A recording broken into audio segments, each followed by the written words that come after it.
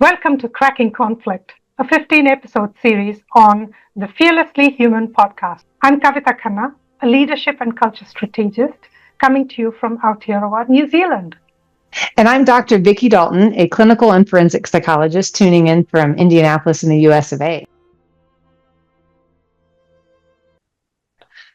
All right, everybody, welcome back to our Cracking Conflict series. In today's episode, number 9, we're going to be focusing on biases and blind spots. Diverse teams bring difference, and difference challenges our assumptions. In this episode, we go deeper into the mental filters that we all bring to conflict and how those shape and sometimes sabotage our workplace relationships. I've heard you talk about cognitive distortions. I've heard you talk about biases. Are they different things? And what exactly is a distortion? And how does it shape our perception of conflict? Sorry, so many questions. It's okay.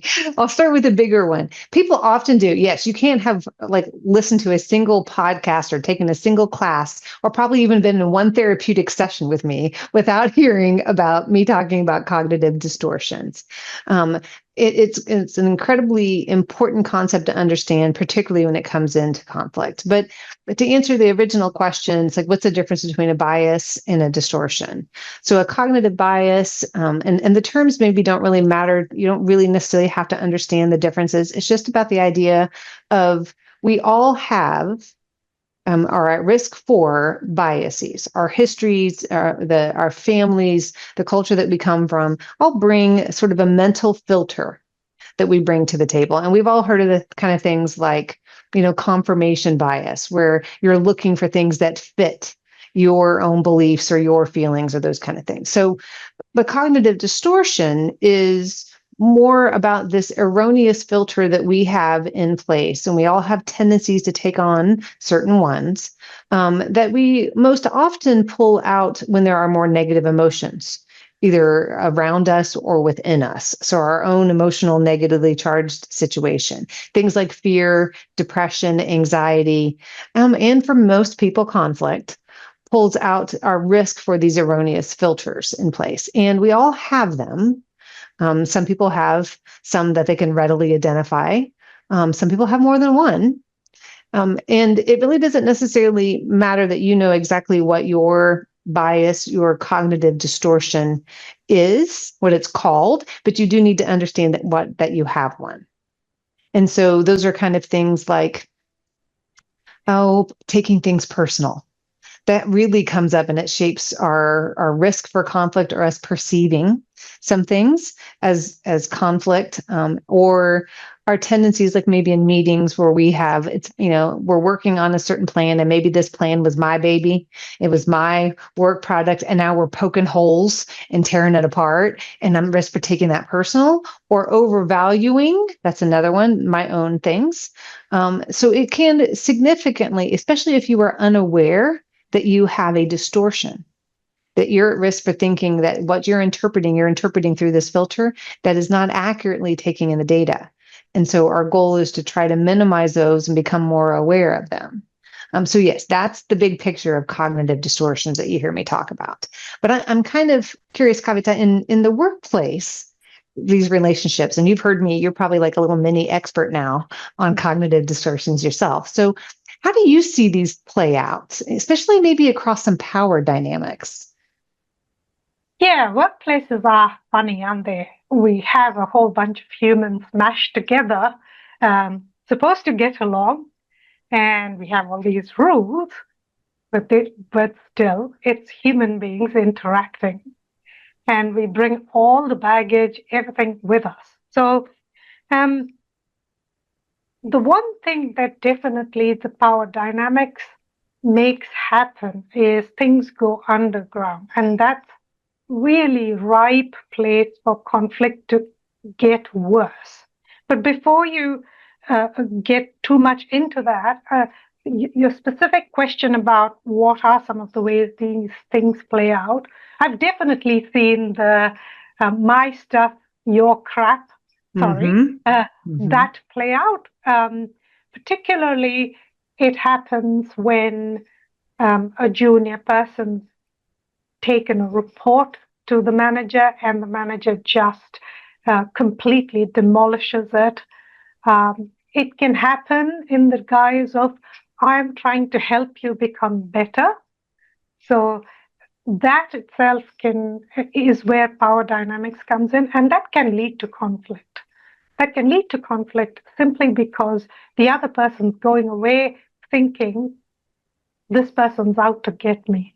And then another cognitive distortion can come into play, particularly if you have low confidence, which is the all or nothing thinking. And then anytime the manager says something even sensible, it's going to be rejected. But that's manager subordinate type relationship where the power dynamics is uneven. But even when it's a peer group, I've seen all of these distortions play really into creating conflicts. I've seen the taking things personal that you talked about really come into the center stage. And what happens with these filters or these cognitive distortions is that you're not really looking at the problem.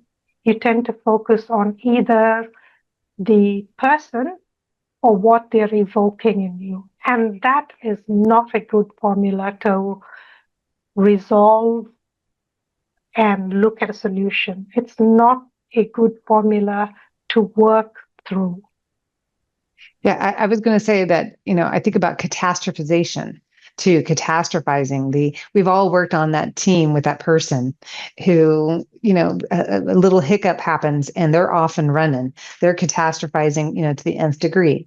And a little bit of that could be problem solving, but more than a little is the cognitive distortion that then really sets up that chaos. I mean, I was thinking about this in another way. We talk about type A, type B personalities. That's also sort of similar filters in play, and we've labeled them as type A, type B. And then if people take on that label or if they feel proud about that label, you've got ripe ground for conflict. Similarly, you put a glass half full person with a glass half empty, and they can irritate the hell out of each other. Yes. And again, create this conflicting situation, right? So, Yep. Vicky, you've come across all of these, whether you look at it as the 50 biases or the 300 cognitive distortions. I'm sure you come across all of them. What's the one that you personally worked on in your own professional relationships? Yeah, well, okay. Truth telling time, right? I think particularly since I spend so much of my professional time in the world of conflict, that and I'm often given a position of power. I try to equalize it as much as possible in the clinical realm, but I'm aware of that position of power. And I would have to say that my biggest blind spot, if that's really kind of what we're talking about, is my risk of taking things personal. When I have somebody who fundamentally disagrees with one of my recommendations or really pushes back, I've really had to work through, especially in the earlier part of my career, but it still pops up, taking it personal when they're disagreeing or challenging me. And I can tell when I start to get that defensiveness, unless they've actually said something scary or hurtful, which can happen. It can happen, but typically it's not. If I'm experiencing that sense of taking it personal and getting more defensive. That's probably my biggest risk, even still decades into doing the work. And when you're in that place, the blind spot that makes it even worse is you can't move to problem solving. So then we're just circular, with it. So that's probably my greatest risk that I still continue to work through. How about for you? What have you had to work through? Oh, I was hoping to switch. I'm sure you were. No. Okay. Well, anyone who's worked with me knows I am susceptible to the all or nothing thinking. And that really gets me into trouble all the time. And it's also difficult, really, when you are in that thinking to step out of that thinking. Um, Sometimes I've asked team members to give me a kick, like a physical kick. Kick under the table, like, okay, or, okay. or, or in public, I don't care. Just nudge me or shove me so I know I'm in that space, because I do think that that's one place where you can get into this world, and it becomes real for you, because you are in that frame of everything's going to get worse, and Mhm. it's either you're with me or you're against me, Yeah. and there's no middle ground. And whereas the positive side of it, which is about enthusiasm and passion and all of that, helps me with my work, but when I get into that blind spot, I can tell you, it is difficult to It, think straight. to pull through. Yeah. And so, you talk about emotional reasoning. That's like another one, that because I feel this way, it must be true.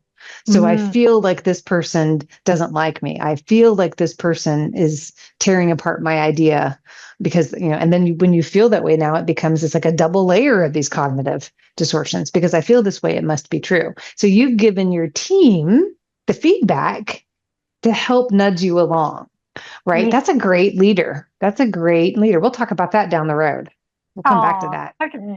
Okay. So we have spent quite a bit of time on biases and blind spot, and there's plenty of literature out there for people to read. But this is really an important topic to understand and to absorb in conflict management, in understanding conflict and in working through friction.